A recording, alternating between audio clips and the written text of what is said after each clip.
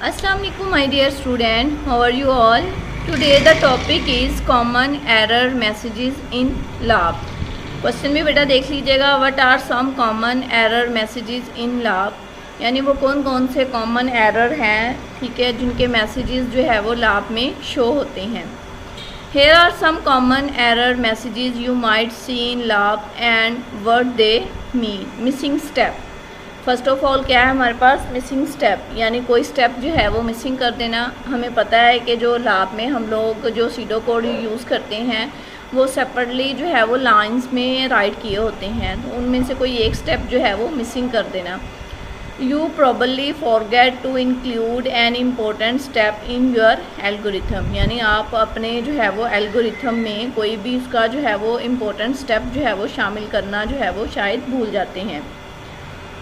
Undefined variables, ऐसे variables को बेटा जो है वो यूज़ करना जिसको आप लोगों ने पहले आइडेंटिफाई ना किया हो. You are using a variable that has not been defined yet, ठीक है, ऐसे वेरिएबल्स को इस्तेमाल करते रहना, ठीक है, जो अभी तक जो है वो जिनकी वजाहत ना की गई हो. आगे है बेटा हमारे पास थर्ड है इनवैलिड ऑपरेशन, यानी ऐसे जो है वो ऑपरेशन परफॉर्म करने की कोशिश करना जो है वो वैलिड ना हो. You are typing to perform an operation that is not allowed like dividing by जो है वो ज़ीरो, ठीक है, ऐसे ऑपरेशन को परफॉर्म करने की कोशिश करना that is not allow, like जैसे कि हम लोग डिवाइड कर देते हैं ज़ीरो से, किसी भी डिजिट्स को अगर ज़ीरो से डिवाइड करना तो वो अलाउ नहीं है, तो वो क्या होगा, इनवैलिड ऑपरेशन होगा. नेक्स्ट है बेटा हमारे पास डिड यू नो वाला पोर्शन है.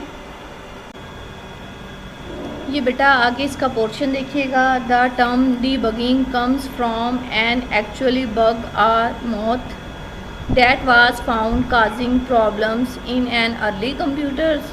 The moth was removed and the process was called debugging. ठीक है बेटा, जो डीबगिंग का जो है वो टर्म्स थी, ठीक है, वो कम्स फ्रॉम बग एंड जो है वो मोथ.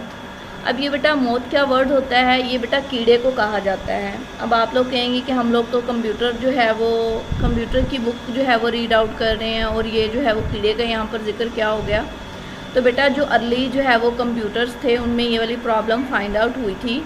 ये मोस्ट इंटरेस्टिंग बात बेटा मैं आप लोगों से यहाँ पर शेयर करना चाह रही हूँ कि जो है वो 1945 में, यानी जो पहला एरर जो है वो फाइंड आउट हुआ था वो कोई सॉफ्टवेयर एरर नहीं था, वो मोथ जो है वो एरर था, यानी एक कीड़ा जो है वो फाइंड आउट हुआ था जो एरर की जो है वो वजह बना था.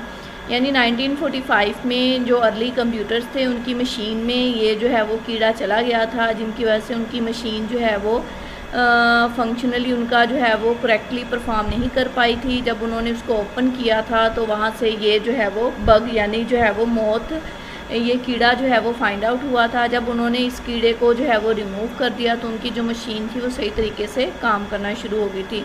वो भी प्रोसीजर क्या हुआ था, डिबगिंग, यही उन्होंने यहाँ पर बताया हुआ है. द मोथ वाज रिमूव्ड, जब उन्होंने इस कीड़े को रिमूव कर दिया था, and the process was called, क्या कहलाया था, डिबगिंग, यानी उन्होंने पहले फाउंड आउट किया कि कौन सी जो है वो हमारे यहाँ मिस्टेक है जिसकी वजह से हमारी मशीन जो है वो प्रॉपर्ली वर्क नहीं कर रही.